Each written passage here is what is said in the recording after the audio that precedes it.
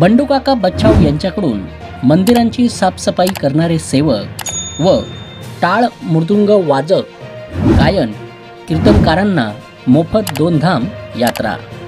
बघा फक्त रयत राज्य न्यूजवर। मालेगाव बंडू काका बच्छाव हे नेहमी आगळेवेगळे सामाजिक हिताचे उपक्रम राबवित असतात।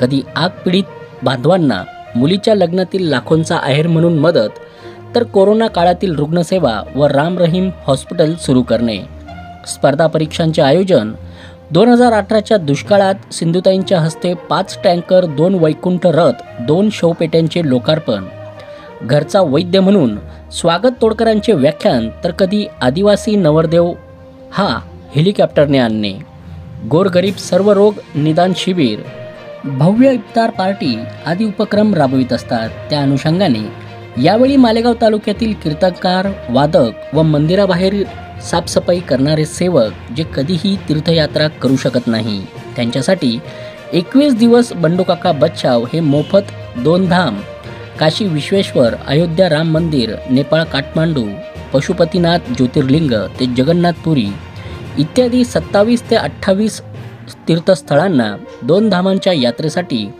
मालेगाव तालुक्यातील 50 यात्रेकरूंना 20 ते 21 दिवसांच्या यात्रेसाठी VIP स्लीपर कोचने येणाऱ्या फेब्रुवारी-मार्च महिन्यात पाठविणार आहेत। त्यासाठी लागणारा सर्व खर्च बंडू काका बच्छाव व 12 बलुतेदार फाउंडेशन सहकारी हे करणार आहे। त्यासाठी तालुक्यातील शेकडो कीर्तनकारांचा व यात्रेकरूंचा छोटेखानी कार्यक्रम संपन्न झाला। बंडू काका बच्छाव यांचे चिरंजीव संभाजी बच्छाव यांच्यात देखील त्यांच्या वडिलांचेच गुण उतरले असून एका ज्येष्ठ सेवकांची चप्पल त्यांनी हाताने उचलून त्यांच्या पायात घालत असल्याचे चित्र देखील यावेळी बघावयास मिळाले। त्यांचा चारीधाम झालेला आहे, त्यांनी त्यांच्या स्वखर्चाने सगळे चारीधाम केलेत। आता 86 वय वर्षे माझ्या आदरणीय वडिलांचं आणि माझ्या आईचं पण जवळपास 80 वर्षे।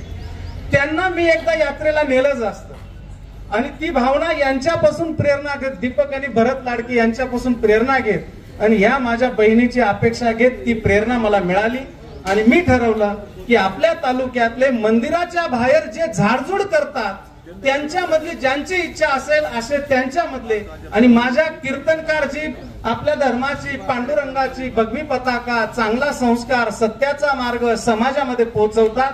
टाळकरी, चोपदार यांची काही जास्त आर्थिक परिस्थिती नसते, त्यांची जर इच्छा असेल तर त्यांना आपल्याला सगळ्या या यात्रेला पाठवायचं 2 धामच्या हा विचार केला आणि याच्यामधून प्रत्येकी 25,000 रुपयाचा खर्च आहे आणि पाठवायचं तर ही सगळी काही वयस्कर मंडळी असेल म्हणून बसून ते जाऊ शकत नाही।